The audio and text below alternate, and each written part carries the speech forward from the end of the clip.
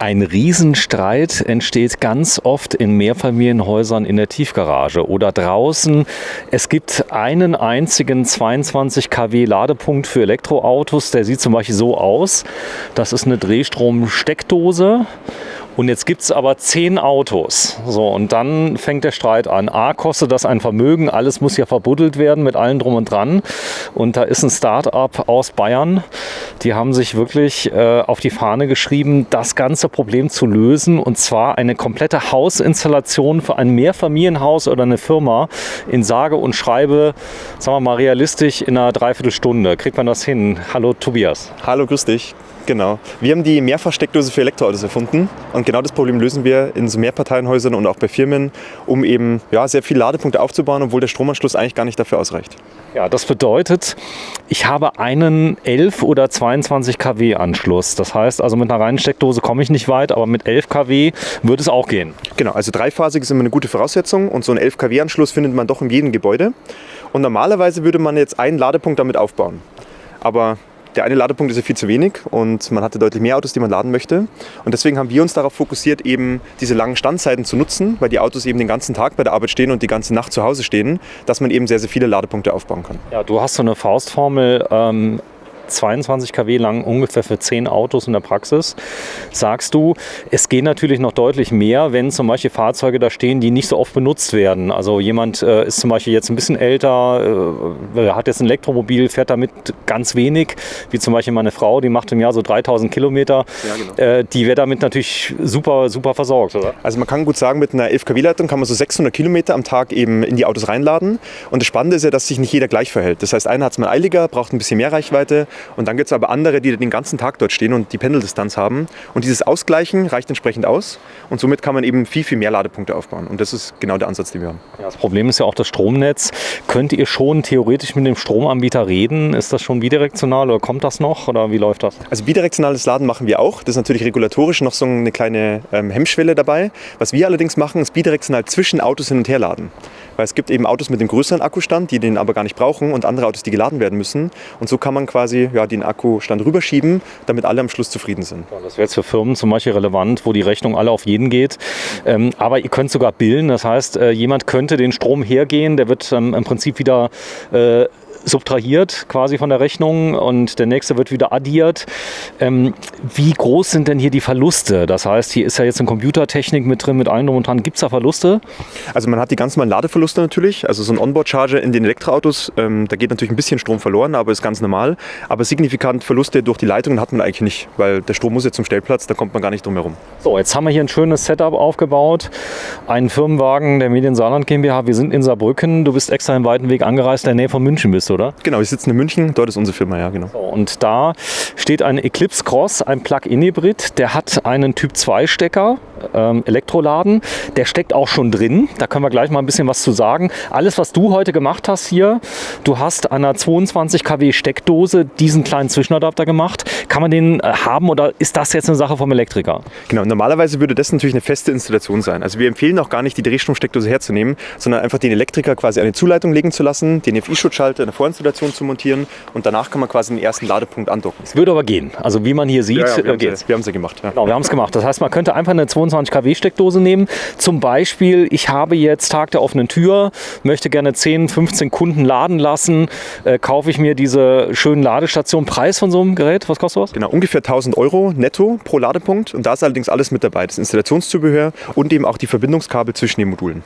Das heißt, ich muss nicht in den Lidl fahren, Aldi fahren, muss die irgendwie miteinander verbinden, parallel schalten, was gar nicht geht.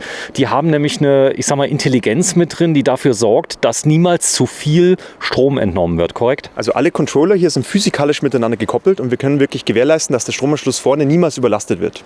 Und jetzt kommt der Gag, dass nur der erste Ladepunkt beim Netzbetreiber angemeldet werden muss oder genehmigt werden muss und die Erweiterungsmodule, die hinten dranhängen, die sind komplett irrelevant fürs Netz und somit kann man mit dem ersten Ladepunkt starten, sich den genehmigen lassen und dann eben kinderleicht auf bis zu 10 Ladepunkte erweitern, ohne irgendeine Komplexität dabei zu haben. So, also nochmal. Ich stecke hier drin, 22 kW.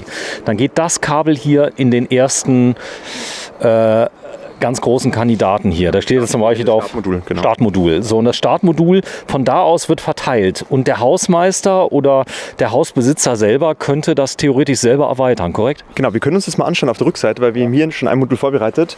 Das ist quasi jetzt auch so ein Erweiterungsmodul. Und das Spannende ist eigentlich wirklich die Rückseite. Denn dort haben wir quasi diese modularen Stecksysteme. Und wir liefern, wie gesagt, diese Module mit, als auch die Verbindungskabel. Und die steckt man dann einfach ins letzte Modul ein und auch ins neue Modul. Kann man auch gar nichts falsch machen, was quasi Männchen und Weibchen ist. Montiert das Ganze wieder und dann startet das System vollautomatisch neu, konfiguriert diesen Ladepunkt. Man muss nichts einstellen und er ist dann vollautomatisch im Lastmanagement und kann auch abgerechnet werden. Lastmanagement, das ist das große Thema, denn jetzt ist einer zum Beispiel, der kommt an, der Akku ist leer, muss in 3 Stunden wieder weg. Der hat ein Kontingent zum Beispiel pro Woche, das man in eine App eingeben kann. Das war so eure Idee, dass man also sagt, die 22 kW, die ich insgesamt habe, die muss ja mal schneller, ich sag mal weniger schnell zur Verfügung gestellt werden. Und das habt ihr gelöst über eine App. Genau, es gibt quasi den Alltagsfall, dass man sich einfach ansteckt und eigentlich gar keine Eile hat. Dann hält man einfach die Karte ran und alles ist gut. Aber man kann mit dem System auch interagieren. Man kann quasi seinen Ladevorgang priorisieren und sagen, ich habe es jetzt eilig, ich will in 3 Stunden wieder weg und kann quasi über die App diese Mobilitätsdaten an das System schicken. So, jetzt zeigen wir erstmal den Anschluss eines zweiten Fahrzeuges. Da ist jetzt eine zweite Ladebuchse. Wir haben einmal hier einen Taycan von der Schwerergruppe, hier porschesaarland.de, und wir haben einen elektrischen Camper, dazu kommen wir später, den kann man bei euch mieten, der ist voll elektrisch.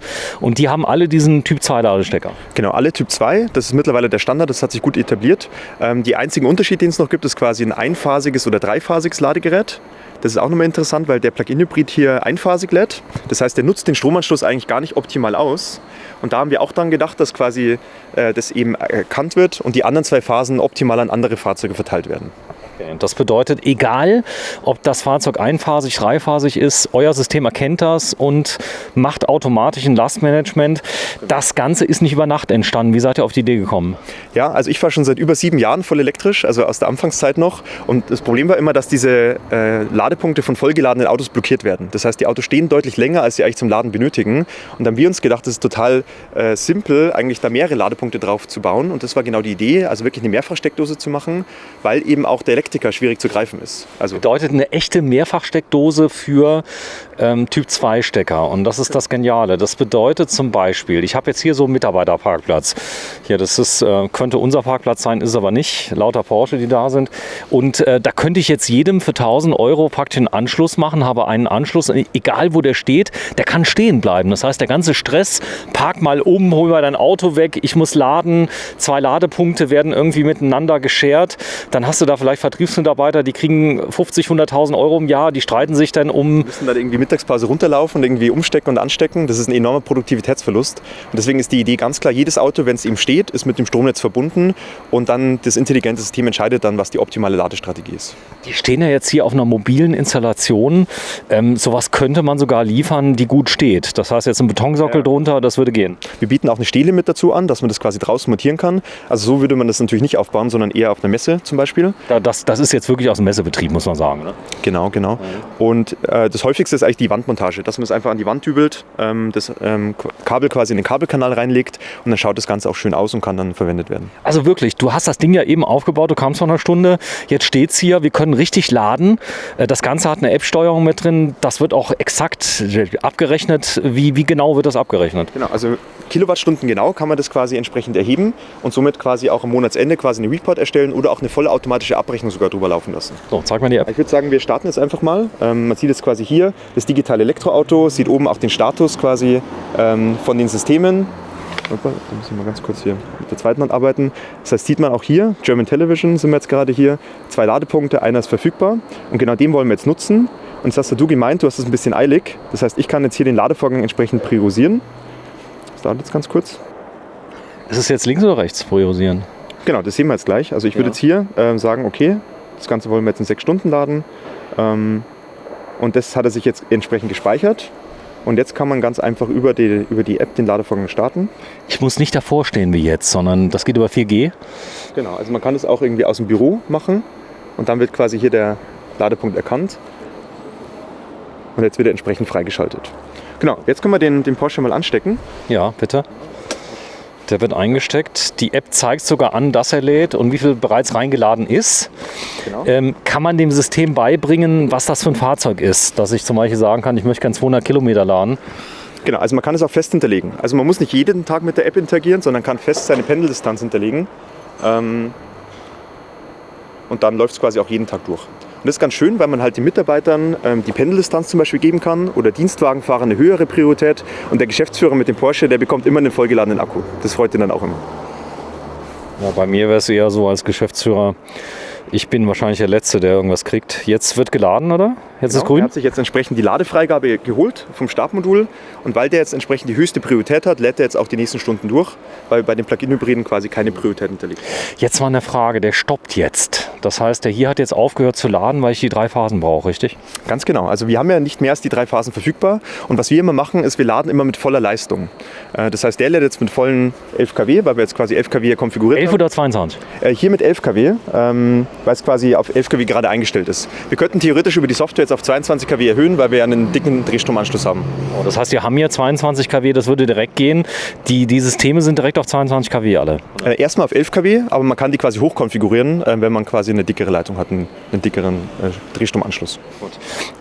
Die Kabel sind aber alle dafür auch schon im Prinzip da für 22 kW. Genau, die Verbindungskabel gibt es auch in verschiedenen Längen. Die sind alle auf 6 Quadrat ausgelegt. Das ist jetzt das allerkürzeste, 1 Meter lang, wenn man es quasi direkt nebeneinander montieren kann. Oder man kann eben verschiedene Längen bei uns ordern, damit man auch wirklich jede Konstellation in jeder Tiefgarage auch abdecken kann. So, dann kann man das Ganze installieren. Das heißt, man kann relativ schnell in der Tiefgarage, ist ja oft so, du hast ein Mehrfamilienhaus, Eigentümergemeinschaft, die wollen jetzt was anschaffen. Alles ganz schwierig. Das heißt, da sind Ladebuchsen zu machen. Es gibt einen Wettbewerber, der das so ähnlich macht. Aber so Plug and Play, wie ihr das macht, das habe ich noch nie gesehen. Genau, wir können das jetzt mal live machen, dass wir sagen, hey, wir haben noch einen dritten Kollegen, der laden möchte. Oder live. Wir Also jetzt mal einen kompletten Ladepunkt. Du brauchst nicht den Strom abschalten dafür. Nee, muss ich nicht. Das macht das System vollautomatisch. Also empfehlen wir natürlich immer, doppelt hält besser, quasi auch die Sicherung rauszunehmen. Es kann doch nichts passieren. Genau, wir testen das jetzt mal. Normalerweise ist es ja festgeschraubt, aber wir haben das jetzt schon gelöst. Wenn man das jetzt quasi hier abnimmt, dann wird sofort quasi der Strom abgeschalten. Und hier kann ich jetzt hinfassen, ohne dass irgendwas passiert. Wobei natürlich auch ohnehin quasi das Ganze mit Sicher. Schutz ausgestattet ist. Okay. Genau, jetzt würde ich mal sagen, wir nehmen jetzt hier dieses Kabel, das wir schon vorbereitet haben. So, und das ist so ein... Genau. Das ist ein 3,5 Meter Kabel quasi für einen typischen Stellplatz. Aber wie gesagt, können wir auch bis zu 20 Meter können wir liefern, damit man auch jeden Stellplatz überbrücken kann. Genau. Dann nehmen wir jetzt einfach dieses Modul hier. Zack. Ist das dicht, das Kabel, wenn es regnet? Ja, genau. Das kann man noch draußen montieren. Und dann wird einmal hier. Ah, okay. Das heißt, es gibt einmal Stromkabel, einmal Datenkabel, korrekt? Genau, ganz genau. Und über das Datenkabel läuft quasi auch diese Sicherheitsschaltung drüber, dass alle Controller miteinander gekoppelt sind. Und jetzt kriegen wir das quasi hier wieder rein. Steckt schon drin, richtig? Das Blau, Das sicher? steckt schon drin. Ja, okay. Jetzt nehmen wir mal hier unser Tool mit. Das ist ja der mobile Ladepunkt. So, den stellen wir jetzt mal in die Mitte. Das heißt, der Porsche hängt dran, er lädt noch. Ich guck mal gerade. Nee, der müsste eigentlich aufgehört haben. Der müsste aufgehört haben. So, wir haben ja jetzt was angesteckt. Er hat das jetzt quasi blockiert. Jetzt lernen wir den einmal an, oder ist das notwendig, oder machen die Plug and Play? Nö, das macht das System ganz automatisch. Das heißt, hier sieht man ganz gut. Es ist quasi gecolor-coded, aber es ist quasi auch männlich und weiblich, deswegen kann man da gar nichts falsch machen. Ach, du kannst aus der nächsten Ladestation zur nächsten gehen. Ja, genau. Echt? Und die verteilen das dann? Genau, dann hier diesen Stecker noch entsprechend anziehen. Tobias, wir haben 2 Ladestationen, die beide am Laden sind. Das kann ich nämlich sehen. Sie sind blau. Das ist da vorne blaues Laden. Genau, blau heißt Lademodus. Alles weitere kann man in der App dann sehen, wie viel schon geladen worden ist. Aber am Ladepunkt sieht man quasi, blau, Ladevorgang läuft. So, jetzt kauft sich der nächste Mieter, kauft sich ein Elektroauto, kommt zu dir, du bist jetzt der Hausmeister Tobias und sagt, ich hätte gerne einen Ladepunkt. Normalerweise Riesendrama, der Strom langt nicht. Das ist so ein typisches Beispiel. Und jetzt gehst du einfach hin, nimmst diesen Ladepunkt, stellst ihn rüber. Ich bin jetzt quasi mal zum Stellplatz. So, das ist der Stellplatz. Und dann nehmen wir hier das Modul. Das ist auch jetzt die Variante mit Steckdose. Das heißt, wenn man quasi Das Ladekabel bringe ich jetzt mit. Genau, das Ladekabel muss man selber mitbringen und so hat man 2 Varianten, einmal mit angeschlagenem Kabel und einmal mit Steckdose. Das ist das mit angeschlagenem Kabel. Ich zeige es mal gerade. Das ist hier vorne drin. Das steckt schon hier im Taycan drin. Und jetzt laden wir über einen 11 kW oder 22 kW gleich mit 3 Autos. Ganz genau. Und das ist das Verbindungskabel, die wir mitliefern. Die gibt es in verschiedenen Längen. Das ist jetzt ein 3,5 Meter Kabel, gibt es auch ein 1 Meter bis zu 10 Meter oder sogar Sonderlängen, wenn man ganz spezielle Stellplätze hat. Und das Kabel nimmt man jetzt einfach. Das Modul würde man jetzt von der Wand schrauben. Das ist hier in dem Fall schon gelockert. Und dann schaut man einfach, wo der Stecker reinpasst. In dem Fall passt er quasi bloß in eine Position, an den grünen. Zack. Und du sagst, das kriegt jeder hin, oder? Das kriegt wirklich jeder hin. Weil wenn man es falsch macht, dann geht es einfach nicht und dann macht man es einfach neu. Das ist wirklich ganz, ganz simpel. Genau, das wird hier festgezogen, weil das Ganze wasserdicht sein muss, weil man es ja auch draußen montieren kann. Und so schaut es dann aus. Man montiert es dann quasi wieder hier am Modul. Und jetzt nimmt man dieses Kabel und installiert es natürlich am vorherigen Ladepunkt. Und hier laden jetzt die Autos. Wir würden jetzt natürlich immer empfehlen, den Stromanschluss abzuschalten oder die Sicherung rauszunehmen. Aber eigentlich kann hier gar nichts passieren, weil der Stromanschluss vollautomatisch getrennt wird. Also ich nehme es weg. Genau. Der hat jetzt erkannt, dass es jetzt von der Halterung genommen wurde. Da ist so ein Reed-Kontakt hinten dran, so ein Magnetkontakt. Strom ist weg. Und jetzt sieht man hier auf der Rückseite quasi genau die andere Seite. Ist farbkodiert, blau auf blau. Genau, wobei die Farbkodierung fast egal ist, weil Passt nicht anders. Passt nur hier rein. Und jetzt stecke ich hier quasi. Es ist eigentlich so ein bisschen Lego, oder? Wenn man will. Das ist eigentlich wie so ein Ikea-Billigregal. Also wer so ein Billigregal aufbauen kann, der bekommt das auch hin. Das darf auch jeder selber, oder? Genau, also aktuell muss die Inbetriebnahme nochmal durch einen Elektriker passieren. Also einmal muss noch einer drüber schauen, aber dann klappt das Ganze. Und das wird jetzt einfach hier jetzt montiert. Check. Genau. So, sie blinkt.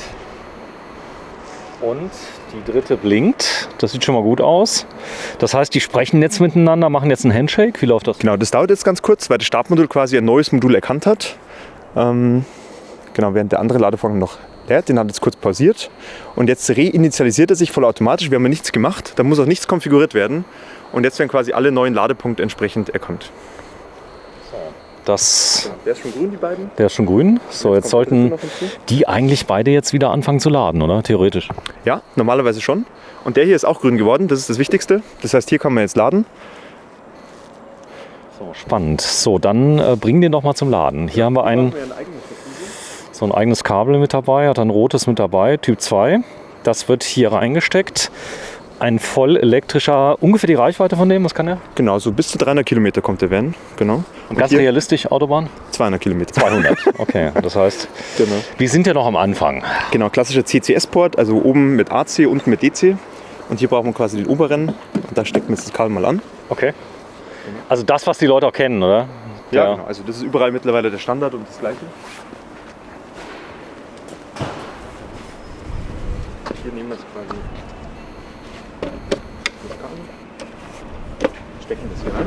Und das kann man wie gesagt per App starten oder man kann auch einfach unsere Karte nutzen, die mitgeliefert wird und dann damit auch den Ladevorgang starten. So, und dann laden alle 3. Nee.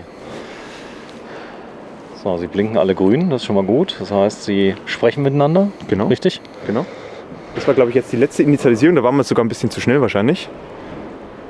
Das heißt, wenn die einmal zusammengesteckt werden, dann beginnen die sich automatisch anzupassen und zu initialisieren. Sollte ich jemals ein Problem haben, das kennst du ja, wenn man irgendwo an einer Ladestation steht und die geht nicht, dann kann man irgendwo anrufen. Habt ihr so einen Service? Genau, wir haben auch ein Support-Team hinten dran, das sich quasi um alles kümmert, damit auch unsere Kunden zufrieden sind.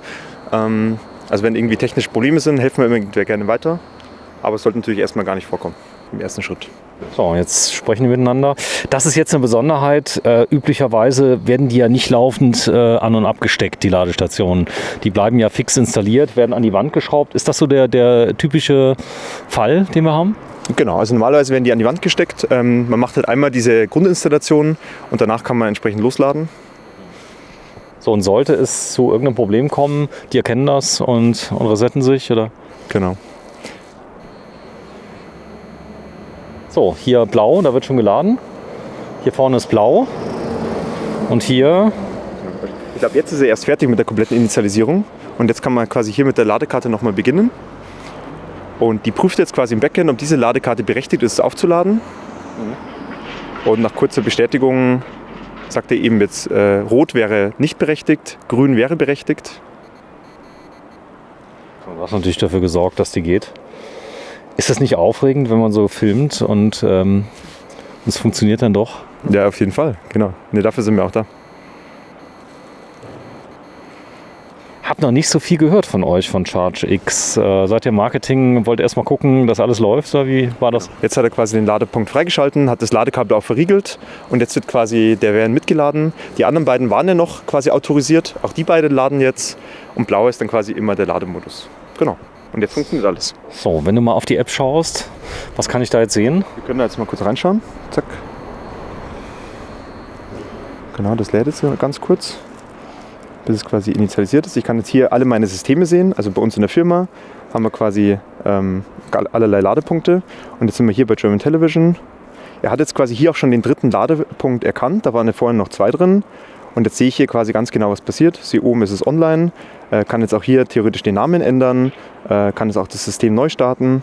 Und ich kann jetzt auch hier einfach reingehen und sehe jetzt, okay, er hat gerade wieder begonnen, deswegen noch 0 Kilowattstunden.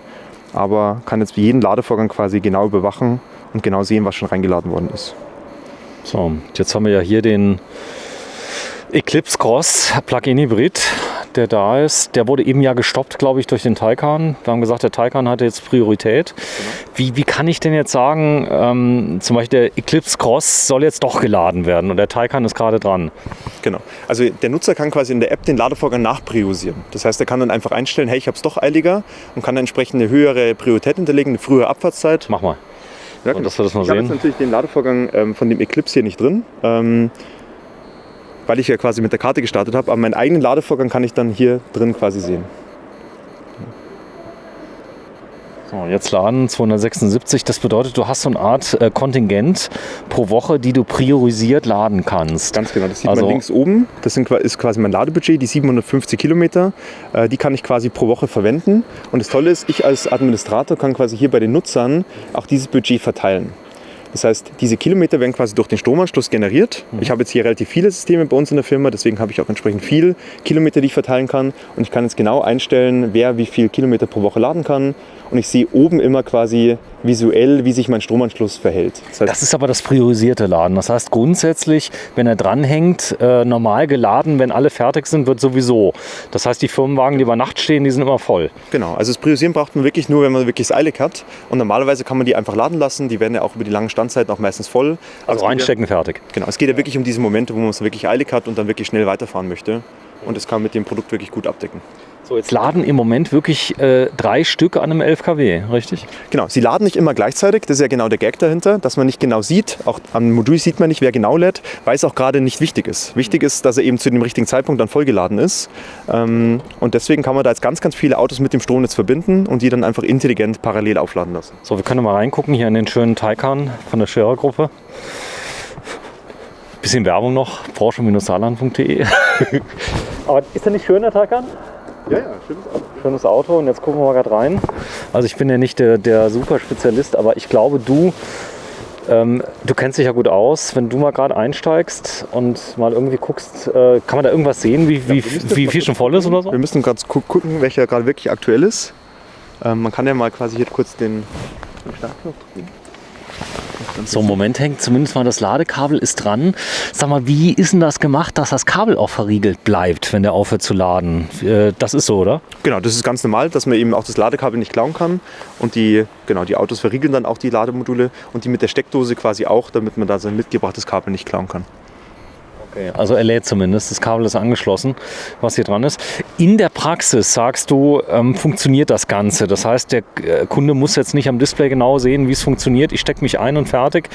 Für Wohngemeinschaften ist das eine gute Lösung. Was sind denn im Moment die meisten Kunden, die ihr bedient? Genau, wie von angesprochen, also nachts über müssen die Autos geladen werden. Das ist dann quasi die private Wohnungswirtschaft, quasi geteilte Eigentümergemeinschaften, wo eben auch sehr viele Autos zusammenkommen, wo vor allem diese Step-by-Step-Elektrifizierung sehr, sehr wichtig ist. Und das Ganze eben noch beim Unternehmen, wo eben auch tagsüber die ganzen Dienstwagen und Mitarbeiter geladen werden müssen. Und da geht es ja auch von Jahr zu Jahr, kommen mehr Autos auf den Hof und da kann man dann Step by Step nachrüsten. Was auch cool ist, wäre zum Beispiel jetzt ein Supermarkt, der nachrüsten möchte, der hat jetzt, was weiß ich, 3x11 kW, will aber jetzt vermeiden, dass die Leute da Krieg kriegen auf dem Parkplatz und installiert mal 10 oder 20 von den Ladestationen und kann die alle anschließen. Ist denkbar, wobei natürlich am Supermarkt ist man eine halbe Stunde, möchte natürlich dann auch vollgeladen wieder weiterfahren. Deswegen geht es ganz klar bei uns um diese Locations, wo die Autos auch lange geparkt sind. Das heißt, Hotellerie ist noch ganz spannend. Das heißt, im Hotel, ja. Genau, wenn du im Hotel über Nacht stehst und dein Auto anstecken möchtest und aufladen möchtest, da ist es perfekt. Das heißt, öffentlichen Bereichen machen wir nicht, weil du da natürlich höhere Ladeleistung brauchst. Da brauchst du einen DC-Lader und wir sind eher quasi im Destination-Charging-Bereich. Okay.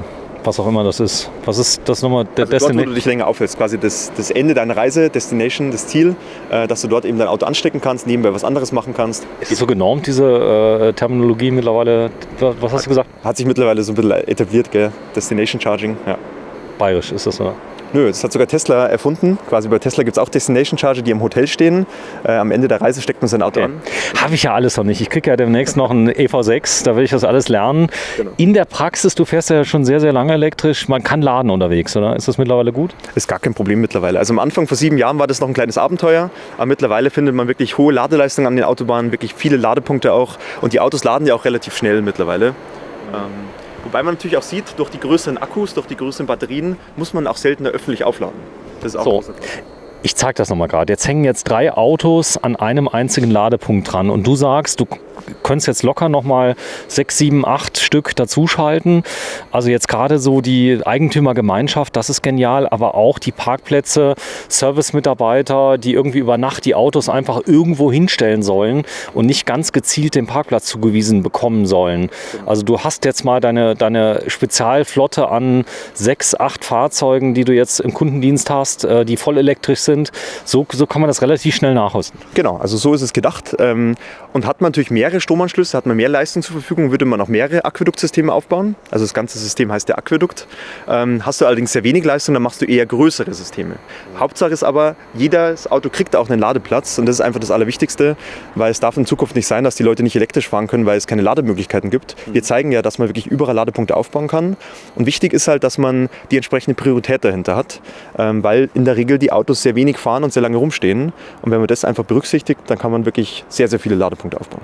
Okay, das Ganze hat eine 4G-Karte drin, kann mit Karten auch versorgt werden. Die Karte geht jetzt auch an jedem, die ist jetzt nicht gebunden an einen Ladepunkt? Genau, es sind dann alle Ladepunkte freigeschalten, weil es ja in der Firma auch mal vorkommen kann, dass man links und rechts steht. In der Wohnungswirtschaft kann man es aber so einstellen, dass natürlich nur der eigene Ladepunkt freigeschalten wird. Der Gast, wie kann der denn laden? Genau, das geht auch. Man kann quasi einfach auch das freischalten, dass jeder sich anstecken kann und sofort loslädt. Wir bieten allerdings auch eine Zahlungsmöglichkeit an, dass man quasi über die App starten kann und dann auch seine Zahlungsdetails hinterlegen kann. Echt? Weil, wie gesagt, Gäste kommt ja auch vor bei Unternehmen. Da bieten wir quasi so eine Stripe-Anbindung an, dass man seine Kreditkarte hinterlegen kann und somit auch für den Strom wieder Geld bekommt. Ja, ChargeX, 50 Leute hat man mittlerweile, du bist der Chef. Du bist irgendwann mal auf die Idee gekommen, dass man sowas machen soll. War das irgendwie so ein Tag, du bist gerade am Klo aufgestanden, hast dir überlegt, so, jetzt nehme ich das mal in die Hand? Das war ein Alltagsproblem tatsächlich. Ich bin immer mit dem Elektroauto 70 Kilometer in die Arbeit gefahren und damals eine Renault Zoe war dann auch leer, wenn man da irgendwie flotter gefahren ist auf der Autobahn. Und dann musste ich aufladen und in der Arbeit waren die Ladepunkte immer blockiert von Autos, die schon längst vollgeladen waren, weil, wie gesagt, die Autos ewig lang rumstehen. Und genau darauf haben wir eine Antwort gesucht und haben einfach überlegt, wie kannst du denn mehrere Autos mit dem Stromnetz verbinden und haben einfach dieses Produkt entwickelt und vor allem eben gesehen... Einfach so? Ja, die meisten Autos kommen halt erst noch. Und darauf musst du dich vorbereiten. Und dann irgendwie die Vorinstallation nochmal rausreißen zu müssen, willst du natürlich auch vermeiden. Das ist schon tricky. Das sieht jetzt alles so einfach aus. Du machst ja Plug and Play mit allem drum und dran. Das Ganze muss ja zugelassen sein, VDE geprüft sein, muss Normen erfüllen, muss getestet werden und so weiter. Die Software wahrscheinlich, ist das hier der Stand Nummer 7800. Also ich habe die tausende Male schon angepasst. Genau, also mittlerweile die 3. Hardware-Generation. Also da ist auch schon einiges passiert. Haben da auch tolle Leute bei uns, die das Ganze entwickeln. Aber mittlerweile ist natürlich die Software wird immer wichtiger. Das Thema Abrechnung, Lastenmanagement, Ladestromverteilung, auch Connectivity. Das sind alles Themen, an denen wir natürlich kontinuierlich arbeiten und verbessern. Und deswegen gibt es auch regelmäßig Over-the-Air-Updates. Das heißt, der Kunde muss da auch nichts machen und das Produkt wird von Tag zu Tag ein bisschen besser. Abgestürzte Systeme, die sich nicht mehr reaktivieren lassen. Habt ihr das schon mal gehabt, jemals? Kann vorkommen natürlich, aber dann einfach so ein einmal bitte neu starten, hilft immer, Sicherung mal raus und dann fängt sich auch jedes System wieder. Ist das selten? Ist schon selten, ja genau. Aber hin und da kann es natürlich mal vorkommen. Ist ein Watchdog mit drin, das heißt, der überwacht sich selber, dass er da ist und startet sich neu? Genau, also das Startmodul hängt ja im Internet, die Erweiterungsmodule ja nicht. Das ist ja das Spannende. Wir sparen dadurch natürlich auch ein bisschen Kosten. Und wenn das Startmodul quasi die Internetverbindung verliert, dann sucht es natürlich selber nach Lösungen, wie es wieder online kommen kann. Das heißt, es macht dann selbst ein Reset. Das kenne ich ja noch. Ja, hier steht's. Made in Germany, entwickelt wann? Wann kam das erste raus? Genau, 2018 haben wir die Firma gegründet und 2020 waren dann so die erste Kleinserie, die wir auf den Markt gebracht haben. Und wie schon erwähnt, mittlerweile haben wir 4000 Ladepunkte installiert und bieten natürlich auch immer weiteres Zubehör an. Sieht man jetzt ganz gut. Wir haben unsere Kunden mal beobachtet und fast jeder schraubt ein Schild drüber. Sagt irgendwie hier Geschäftsführung oder hier die Mitarbeiter dürfen laden. Und deswegen haben wir jetzt einfach so ein Zubehör angeboten, das man ohne Werkzeug montieren kann. Und das gleiche eben auch für das angeschlagene Kabel, dass man unten so einen Kabelhalter montieren kann. Sag mal, wie geht das? Und genau, also da ist jetzt kein Kabelhalter montiert, da haben wir einen dran. Und wenn man jetzt einen haben möchte, dann haben wir auch gesehen, wie könnte man das denn möglichst einfach gestalten? Jetzt würden wir hier quasi das System wieder abnehmen. Zack, das geht auch. Schaltet wieder aus. Automatisch aus. Und hier sieht man ganz gut, der Schildhalter ist quasi auch hier, geht in diese Hexagons rein. Und hier unten würden wir jetzt einfach mal kurz diese Schraube hier lösen. Das heißt, ihr habt doch die ganzen Werkzeuge, diese Spritzgusswerkzeuge, alles selbst entwickelt. War auch nicht ganz günstig tatsächlich. Das glaube ich. Und diesen Kabelhalter nimmt man jetzt einfach, weil man eben kein großes Werkzeug irgendwie braucht, hängt man hier unten rein. Und das ist dann mordstabil und man hat quasi ohne Bohrung, weil in vielen Wänden kann man auch gar nicht bohren, weil es irgendwie so Styroporwände sind. Zack, diesen Kabelhalter montiert. Steckt's an und fertig. Diebstahl lohnt sich nicht, denn du kannst damit nichts anfangen, wenn du es geklaut hast, oder? Das heißt, du könntest vielleicht das Kabel noch verkaufen beim Schrotti deines Vertrauens, aber das System selbst ist ohne Freischaltung, ohne das System nicht. Zahlt man pro Monat eine Gebühr an euch eigentlich für die Bereitstellung und den Service und das Backend? Genau, jetzt ist es wieder montiert. Das Backend ist grundsätzlich mal kostenfrei. Wenn man allerdings die Abrechnung nutzen möchte, dann kommt eine monatliche Gebühr dazu. Genau. Aber so das klassische Nutzerverwaltung, die Leute einladen, dass sie einfach kostenfrei laden können, das kann jeder machen. Aber wenn man halt die Ladedaten haben möchte, dann kommt eine kleine monatliche Gebühr dazu. Ungefähr wie viel? Genau, pro System sind es 25 € im Monat. Und das quasi, lohnt sich relativ schnell, weil man ja den Strom wieder dann... Pro System, das heißt also, ich habe jetzt ein System mit 10 Ladepunkten, also jetzt so eine Hausgemeinschaft bräuchte jetzt die Abrechnung, aber für 25 € sparst du dir den Krieg unter den Teilnehmern. Das heißt, du bist externer Abrechner, dem wird auch geglaubt, oder? Genau, also es sind 2,50 € dann pro Ladepunkt, das ist quasi ein Budget, das man auf jeden Fall noch haben sollte. Und es lohnt sich relativ schnell, weil bei den heutigen Strompreisen will man ja den Strom nicht unbedingt verschenken. Anschluss an das Internet ist möglich, wenn ich in der Tiefgarage bin. Da habe ich vielleicht keinen 4G-Empfang. Wie gehst du denn damit um? Genau, wir haben im Startmodul quasi auch die Möglichkeit, einen LAN-Konnektor anzuschließen. Und somit kann man quasi auch in Örtlichkeiten, wo man keine Internetverbindung hat, quasi auch per LAN das System online bringen. So, jetzt haben die miteinander gesprochen. Jetzt alles ist wieder grün. Das geht vollautomatisch. So soll es sein, oder? Genau, er startet jetzt quasi wieder neu, sucht jetzt nach neuen Modulen, weil ja das eine abgenommen worden ist und reinitialisiert sich komplett selbst. Und danach sucht er natürlich, welche Ladevorgänge waren aktiv und startet die vollautomatisch nochmal neu. So, jetzt hat der normale Elektriker ja schon irgendeinen Hersteller, den er schon gerade so verbauen kann, der ihn auch gut beliefern kann. Jetzt sehe ich hier das Video und sage, jetzt kaufe ich das bei ChargeX. Bestelle ich das im Internet oder wie geht das? Oder sage ich das meinem Elektriker, der mich dann wieder versucht zu überzeugen auf ein anderes System? Also man kann sowohl bei uns direkt kaufen und wir können auch quasi Elektriker weiterempfehlen. Wir haben auch viele Elektriker, die quasi unser Produkt weiterverkaufen. Das heißt, alle Elektriker, die jetzt Lust haben, quasi sich Mühe zu sparen und irgendwie auch von der Planung her, von der Installationsplanung her einfach Aufwand zu sparen, die können sich jetzt bei uns melden. Und es ist halt ganz spannend, dass man den Azubi halt diese Erweiterungsmodule montieren lässt. Dann kommt einmal der Meister vorbei, macht dann das Startmodul und dann hat man einen riesigen Ladepark aufgebaut zum Bruchteil der Kosten und im Bruchteil der Zeit. Ja, das Geniale ist, du kannst auch dieses Modul nochmal nachrüsten. Das heißt, du kannst die Einspeisepunkte auch nochmal erweitern, richtig? Das heißt, du kannst mehrere Einspeisepunkte. Du hast jetzt zum Beispiel 10 Stationen, der Strom langt nicht. Ich beantrage bei den Stadtwerken jetzt noch einen zweiten Anschluss und kann durch dieses Modul das praktisch nochmal erweitern. Ja, genau. Also das ist immer der Gag eigentlich, dass man, wenn man mehr Strom zur Verfügung hat, auch mehrere Startmodule montieren kann. Und so das ist eigentlich die einzige Frage, die man sich stellen muss. Baut man eben weniger Systeme auf mit mehr Modulen oder eben mehr Systeme mit weniger Modulen? Das ist so die einzige große Frage. So, bei 230 Volt brauche ich es ja nicht, oder? Also wenn ich nur im Prinzip eine Steckdose habe, sowas habt ihr nicht? Nee, haben wir nicht. Weil wir Das auch heißt, empfehlen quasi, Drehstrom ist der Mindest. genau, weil dann geht ein bisschen Leistung durch und auch so eine Schuko-Steckdose würden wir nicht empfehlen zum Laden. Auf Dauer, im Notfall geht das auf jeden Fall, aber auf Dauer sollte man einfach auf ein gutes Ladesystem setzen. So, diesen Camper kann man mieten, euch kann man kaufen. ChargeX kann ich bestellen auf der Website. Habt ihr einen Shop oder wie läuft das? Genau, auf chargex.de. Das heißt, da gerne eine Anfrage stellen. Unser Sales-Team hilft da gerne weiter. Man kann das Aquäduktsystem auch im Shop bestellen, aber eher für unsere Bestandskunden. Das heißt, da kann man einfach die Erweiterungsmodule bestellen und einfach nachrüsten. Aber für das Erstprojekt helfen wir gerne weiter und beraten auch unsere Kunden sehr gerne. Die stehen meistens wo, die Systeme jetzt im Moment? Wo habt ihr die am meisten verkauft? Genau, also ich würde sagen 95% in Deutschland, auch einen kleinen Teil in der Schweiz, weil wir da einen lokalen Partner haben. Aber auch in Österreich haben wir viele Projekte umgesetzt. Und das ist der Markt, mit dem wir jetzt quasi starten, dort quasi zeigen wollen, dass das der neue Standard ist für den Aufbau von Ladepunkten. Firmen oder zum Beispiel auch Häuser? Viele Häuser habt ihr? Genau, Großteil tatsächlich Firmen, weil da der Bedarf gerade am allerhöchsten ist. Aber natürlich auch Eigentümergemeinschaften, die jetzt auch sagen, hey, wir haben genau das Problem, weniger wollen jetzt mal loslegen, aber auch die später kommen, sollen nicht in die Röhre schauen. Und da ist es quasi eine Art demokratisches Ladesystem, dass sich jeder an das System andocken kann. Was natürlich genial ist, sind natürlich auch die Vermietstationen. Also die müssten eigentlich auch alle die Systeme von euch kaufen, weil man kann ruckzuck so eine Vermietstation nachrüsten für Elektromobilität. Im Moment rümpft man bei dem einen oder anderen Vermieter noch die Nase, wenn man sagt, jetzt kommt hier ein Elektroauto, aber ich glaube, das wird, demnächst werden es mehr, oder? Ja, genau. Wir haben auch eine große Elektroautovermietung, Nextmove, kennt man vielleicht, eine der größten in Deutschland. Die setzen im Münchner Standard zum Beispiel auch auf unser System, weil das genau der Punkt ist. Du hast da viele Autos, die lange rumstehen und du hast auch mal mehr Autos, die geladen werden müssen. Und da ist man mit dem System einfach maximal flexibel. 3 Autos in einer Dreiviertelstunde angeschlossen an einen Anschluss. Du sagst, okay, kann man machen mit dem 11 oder 22 kW, muss man aber nicht machen hier an der Dose. Man kann es fest anschließen und das Ganze wirklich ruckzuck Plug and Play. Tolle Idee. Wo siehst du dich in 10 Jahren? Weltweit wird nur noch ChargeX eingesetzt, ein Industriestandard wie das DIN A4-Blatt?